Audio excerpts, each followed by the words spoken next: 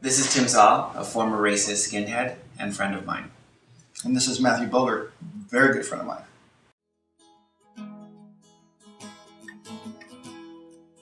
Our first encounter actually was in an alley in Los Angeles in the 1980s. There were 14 Nazi punks at the time who beat and kicked and punched me until I was unconscious and left me there for dead. After the attack, I didn't go to the hospital, I didn't call the police. I went back to the park. I was a homeless teen. I lived on the streets for another 3.5 years after that attack. I was 17 years old. We chose to victimize people on a regular basis. This particular evening, we victimized Matthew. So, I was very angry and full of hate. My older brother was shot. He didn't die, thankfully. But whenever I thought of somebody who was different than me, especially, I thought of a gun. But who knows what's waiting. I eventually got off the street, became successful, and found my way to the Museum of Tolerance, where Tim already was working, speaking to large groups about the dangers and consequences of racism and prejudice. 6 years now, we've been working together at the museum and doing Hate to Hope. How often is it that the perpetrator and victim actually come together and show the healing process before people, putting their lives out there? Most people, they don't want to deal with this sort of thing. I had to face my demons, my past came on a personal level. But I stand here before you today a changed person. My worst day today is better than my best day back then.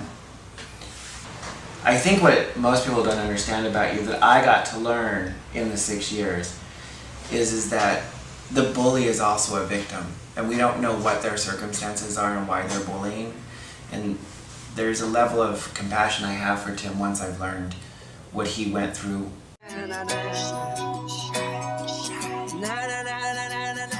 Ask yourself, of these 4 characters, who were you before you came to hear us, and who are you as you leave, and who do you want to be, and how are you going to get there? Those 4 characters are the perpetrator, the victim, a bystander, and an ally. I was a victim who became a bystander, and it took the murder of Matthew Shepard for me to get off my sofa and change my life. And now I'm an ally. And Tim was a perpetrator who then became an ally.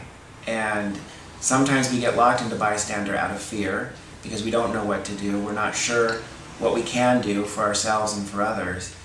But if we look deep enough and hard enough, it's a path and it's a journey to move from bystander to ally. Ask yourself which one you fall into and where do you want to be. I wouldn't want anyone to live through what I lived through, and I know it goes on, and I know it happens.